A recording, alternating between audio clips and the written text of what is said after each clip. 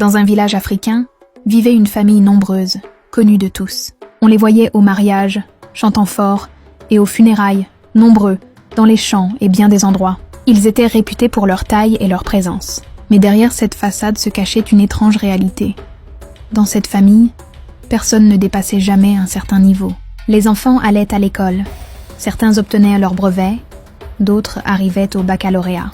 Mais jamais plus loin! Après le bac, un mur invisible se dressait. Aucun n'allait à l'université, aucun ne bâtissait de grandes choses, aucun n'atteignait la prospérité.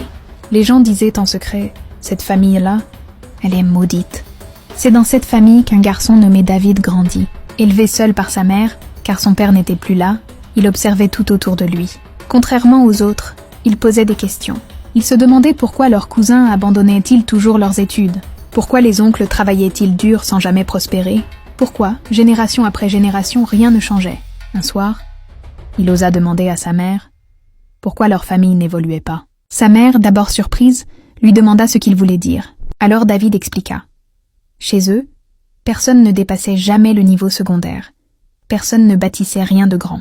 Sa mère resta silencieuse, troublée. Jamais elle n'avait réfléchi ainsi. Elle avait appris à se contenter de ce qu'elle avait. Mais ce soir-là, ses yeux commencèrent à s'ouvrir. Elle lui dit qu'il avait raison et que, s'il voulait chercher la vérité, elle le soutiendrait.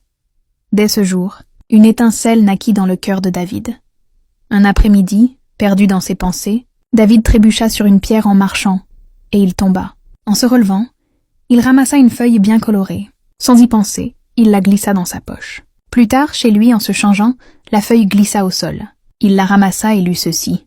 « As-tu des questions profondes sans réponse? Viens ce soir à la veillée de l'église du village. » Ce message éveilla sa curiosité. Le soir venu, David alla à cette église. L'ambiance était électrique. Des chants, des prières, des gens qui tombaient à genoux, d'autres qui pleuraient. L'homme de l'église parlait de famille, de prisons invisibles, d'alliances anciennes, d'histoires cachées des générations. David vit aussi des guérisons, des délivrances, des témoignages bouleversants. Il était émerveillé. À la fin de la veillée, alors qu'il s'apprêtait à partir, une femme mystérieuse s'approcha de lui. Sans dire un mot, elle lui remit un livre, puis elle disparut dans la foule.